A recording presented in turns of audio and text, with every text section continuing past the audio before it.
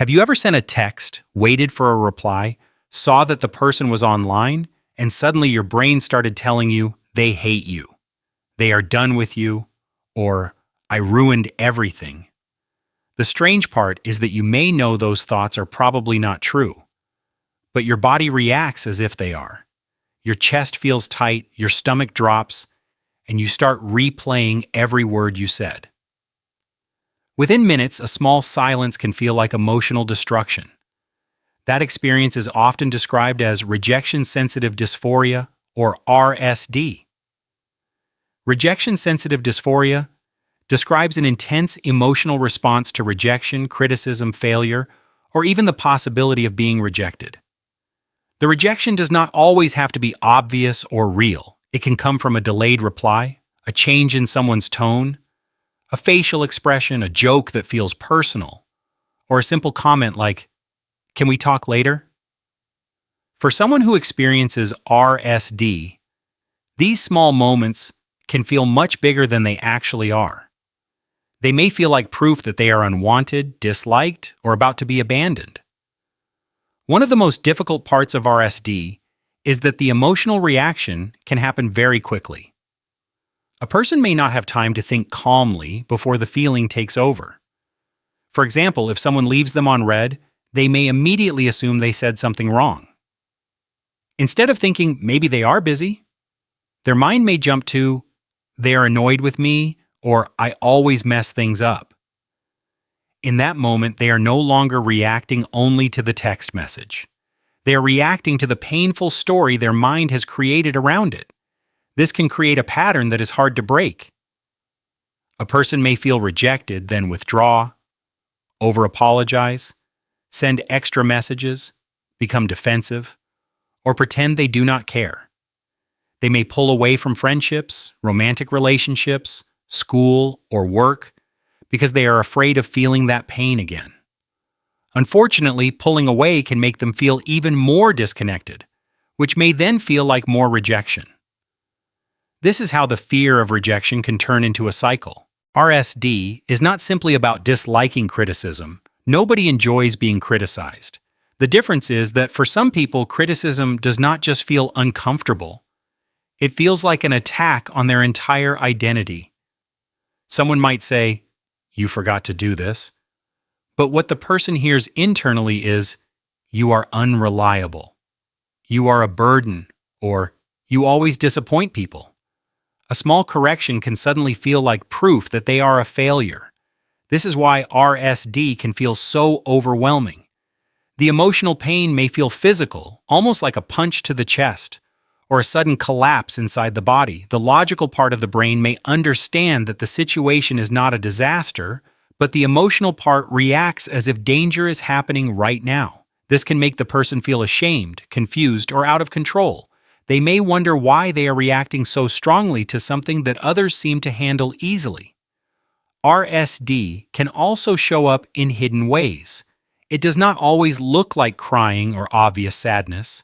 Sometimes it looks like perfectionism, because the person believes that if they never make mistakes, no one can criticize them. Sometimes it looks like people-pleasing, because they feel safer when everyone is happy with them. Sometimes it looks like avoidance, because if they never try, they cannot fail publicly. Other times it may look like anger, because the pain of rejection feels so intense that the person tries to protect themselves by pushing back first. In some cases, RSD can make a person disappear emotionally or physically.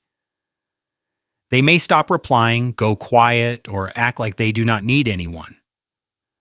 From the outside, this may seem cold or dramatic, but on the inside, they may simply be trying to protect themselves from feeling crushed. Their silence may not mean they do not care. It may mean they care so much that the situation feels unbearable. However, sensitivity is not always a weakness. The same sensitivity that makes rejection hurt deeply can also make a person highly aware of others. They may notice changes in tone, facial expressions, or energy faster than most people. They may care deeply about how their words and actions affect others. This kind of awareness can make someone compassionate, thoughtful, and emotionally intelligent. The problem begins when the brain treats every small social signal as a threat. Not every pause means rejection. Not every short reply means someone is angry. Not every correction means failure.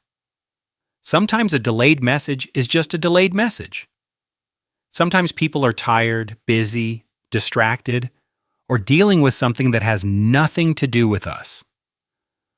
RSD can make the brain personalize things that were never personal, and that is one of its biggest traps.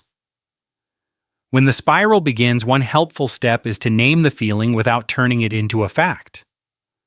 Instead of saying, "I am being rejected," it may help to say, "This feels like rejection." That small change creates distance between the feeling and reality. It reminds the person that emotions are real, but they are not always accurate interpretations of what is happening. Another helpful step is to pause before reacting. RSD often pushes people to act immediately. They may want to send a long message, apologize repeatedly, quit, end the relationship first, or disappear completely. But the first reaction is not always the wisest reaction. Taking 10 minutes, an hour, or even a night to calm down can prevent decisions made from fear rather than truth. It can also help to ask, "What else could this mean?" This question does not dismiss the pain. Instead, it opens the door to other possibilities. Maybe the person is busy. Maybe their tone had nothing to do with you. Maybe the feedback was meant to help, not hurt. RSD often gives the most painful explanation first. But that does not mean it is the only explanation. For people who feel that rejection sensitivity is affecting their relationships, work, school, or self-worth, it may be important to speak with a mental health professional. RSD is often discussed in connection with ADHD and emotional regulation.